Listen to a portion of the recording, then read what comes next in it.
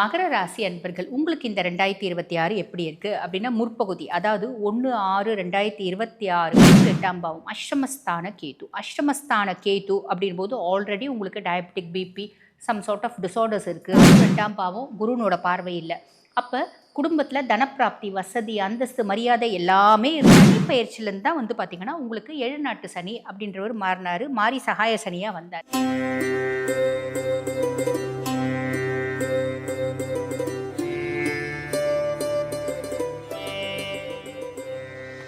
வணக்கம், நான் டாக்டர் தீபா லாலன். இன்றைக்கி நம்ம என்ன டாபிக் பற்றி டிஸ்கஸ் பண்ண போகிறோம் அப்படின்னா புத்தாண்டு ராசி பலன். ஒவ்வொரு புத்தாண்டும் நம்ம எல்லாருக்கும் வந்து பார்த்திங்கன்னா ஒரு பெரிய கனவு அப்படின்றதுக்கும், இந்த வருஷமாவது நம்மளுக்கு நல்லது நடந்துராதா, இந்த வருஷமாவது நம்ம சந்தோஷமாக இருக்க மாட்டோமா, இந்த வருஷமாவது முன்னேற்றம் வராதா, இப்படி பலவிதமான கனவுகள் ஒவ்வொருத்தவங்களுக்கும் இருக்க தான் செய்யும். எனக்கும் சேர்த்து அந்த மாதிரி கனவுகள் இருக்க தான் செய்யும். அப்படிப்பட்ட நம்ம எல்லாருக்கும் இந்த 2026 என்ன மாதிரி பலன்கள் வரப்போகுது பார்த்துடலாம். அதுக்கு முன்னாடி இந்த பதிவை பார்த்துட்டு இருக்க அத்துணை நல்லுள்ளங்களுக்கும் அன்பான சூப்பரான 2026 இந்த 2026 அமையட்டும்.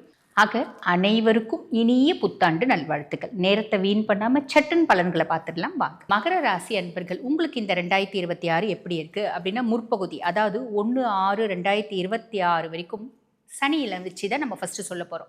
சனி பகவான் உங்கள் ராசி அதிபன் எப்படி இருக்கான் அப்படின்னா 3ஆம் பாவம் சகாய சனியாக இருக்கான். எல்லா விதத்துலேயும் சகாயம் ஹெல்ப்பு அப்படின்றத சனியே செய்ய போகிறாங்க. சனியே உங்களுக்கு ஹெல்ப்புக்கு ரெடியாக இருக்கான் அப்படின் போது வேறு யாரை பற்றி நம்மளுக்கு கவலைப்படணும், யாரை பற்றியும் கவலைப்படணும் அப்படின்ற அவசியமே இல்லை.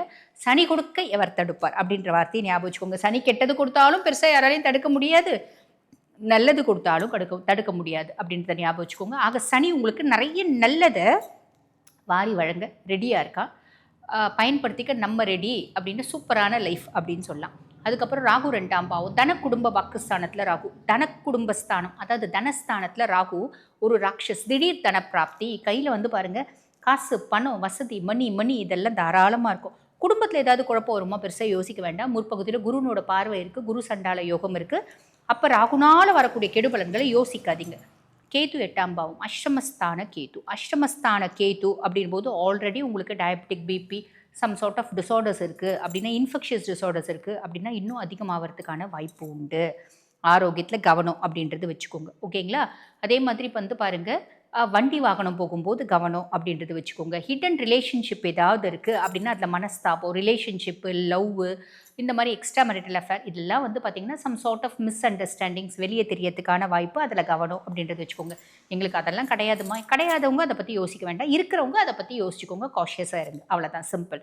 அதுக்கப்புறம் குரு பகவான் 6ஆம் பாவம் ருணரோக சத்ருஸ்தானத்தில் குரு. மகர ராசி அன்பர்கள் உங்களுக்கு கடன் இல்லாத வாழ்க்கை, நோய் இல்லாத ஒரு வாழ்க்கை, எதிரிகளே இல்லாத ஒரு சூழ்நிலை கொடுக்கக்கூடிய பொசிஷனில் குரு இருக்கா, ஓகேங்களா. அதுக்கு அடுத்து இது முற்பகுதி. இப்போ அப்படியே பிற்பகுதிக்கு வாங்க. பிற்பகுதிக்கு வரீங்க அப்படின்போது சனி சகாய சனியாகவே தான் இருக்கான். எல்லா விதத்துலேயும் ஹெல்ப் அப்படின்றத அவன் செய்ய போகிறான். அதுக்கும் மேலே குருனோட 9ஆம் பார்வை அவர் மேலே படியுது. அப்போ சனி எல்லா ஹெல்ப்பையும் சட்டு பட்டுன்னு சீக்கிரம் உங்களுக்கு கொடுத்துட்டு போகிறதுக்கு ரெடியாக இருக்கார்.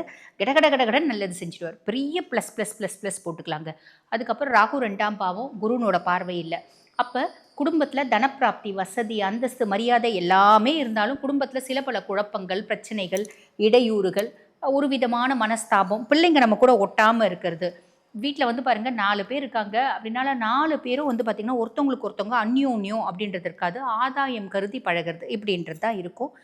இது என்னங்க பண்ணுறது, ரொம்ப சிம்பிள், அமைதியாக இருக்கிறோம் அப்படின்னா முடிஞ்சு போச்சு. கேத்து சேம் பொசிஷன், கேத்துனோட பொசிஷனில் எந்த விதமான மாற்றமும் கிடையாது, ஓகேங்களா.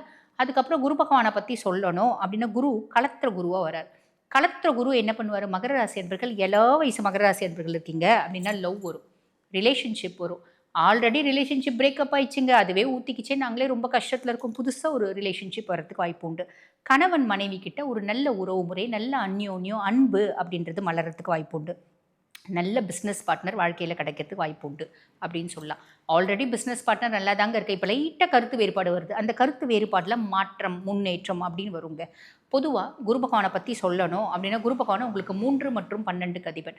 இளைய சகோதர தைரியஸ்தானத்துக்கும் அவன் தான் அதிபன். 12ஆம் பாவம் மோட்ச விரயஸ்தானத்துக்கும் அவன் தான் அதிபன். அவன் கலத்திர ஸ்தானத்தில் வந்து அமரும் போது என்ன மாதிரி பலன்கள் அப்படின்றது நான் சொல்லிட்டேன். அதுக்கும் மேலே குருனோட பார்வை 1, 3, 11 பார்க்குது. 1 உங்கள் சுயஸ்தானத்தை பார்க்குது. பயங்கர ஹார்ட் ஒர்க் பர்சனாலிட்டிஸ் தான் மகரம். உழைக்கும் வர்க்கத்தை சேர்ந்தவங்க மகரம். இப்போ நீங்கள் செல்ஃப் அனலைசேஷன் அப்படின்றது பண்ணிப்பீங்க. நீங்கள் உங்களையே வந்து அலசி ஆராய்ஞ்சி பார்த்து என்னுடைய என்ன விதமான குணாதிசயத்தை நான் மாற்றிக்கணும், நான் முன்னேறதுக்கு அப்படின்ற மாதிரி யோசிப்பீங்க, மாற்றிப்பீங்க. மாற்றிக்கிறதுனால நல்லது அப்படின்றது நடக்கும். தம்பி தங்கச்சி ஸ்தானத்தை பார்க்கறதுனால உங்கள் தம்பி தங்கச்சி நீங்கள் செய்கிற எல்லா தொழிலுக்கும் சப்போர்ட்டிவாக இருப்பாங்க, எல்லா விஷயத்துக்கும் சப்போர்ட்டிவாக இருப்பாங்க அப்படின்னு சொல்லலாம். உங்களோட தைரியமும் தன்னம்பிக்கையும் வேறு லெவலில் அதிகமாகும்.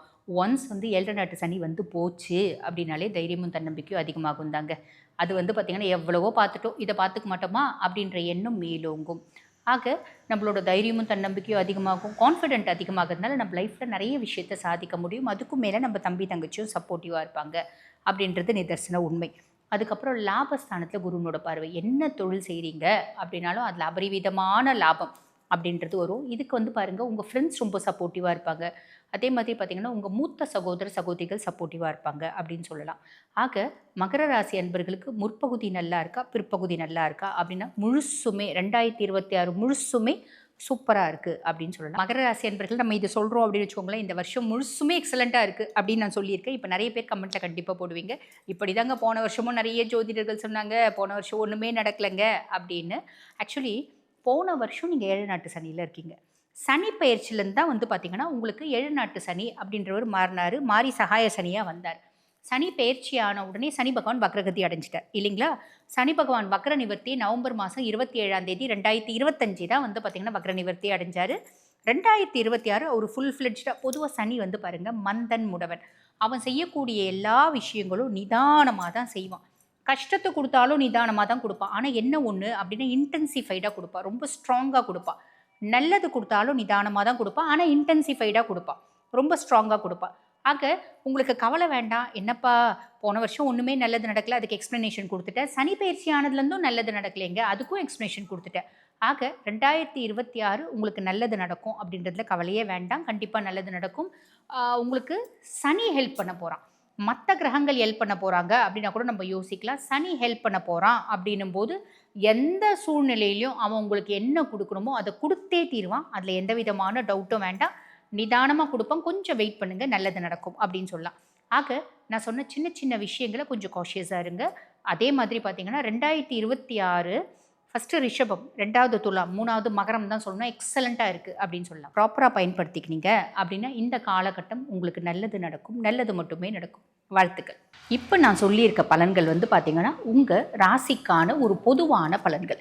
இந்த பதிவை பார்த்துட்டு இருக்கோங்கம்மா, எங்களோட சுய ஜாதகத்தை நாங்கள் வந்து அனலைஸ் பண்ணிக்கணும். இந்த 2026ஆம் ஆண்டு எங்களுக்கு எவ்வளோ நல்லது நடக்கும், இல்லை பல முக்கியமான விஷயங்கள் இருக்குது, பல முக்கியமான பிரச்சனைகள் இருக்குது, அந்த பிரச்சனைகள் தீருமா தீராதா, இந்த மாதிரி பல கேள்விகளுக்கு வந்து பார்த்திங்கன்னா உங்கள் சுய ஜாதகம் ஒரு இண்டெக்ஸாக இருக்கும். உங்கள் சுய ஜாதகத்தை அனலைஸ் பண்ணிக்கணும் அப்படின்னா நான் பேசிகிட்டு இருக்கும்போதே என்னோடய வாட்ஸ்அப் நம்பர் கொடுத்துருப்பாங்க. அந்த வாட்ஸ்அப் நம்பருக்கு கால் பண்ணி அப்பாயின்மெண்ட் ஃபிக்ஸ் பண்ணி என்கிட்ட பேசிக்கலாம். தேங்க்யூ.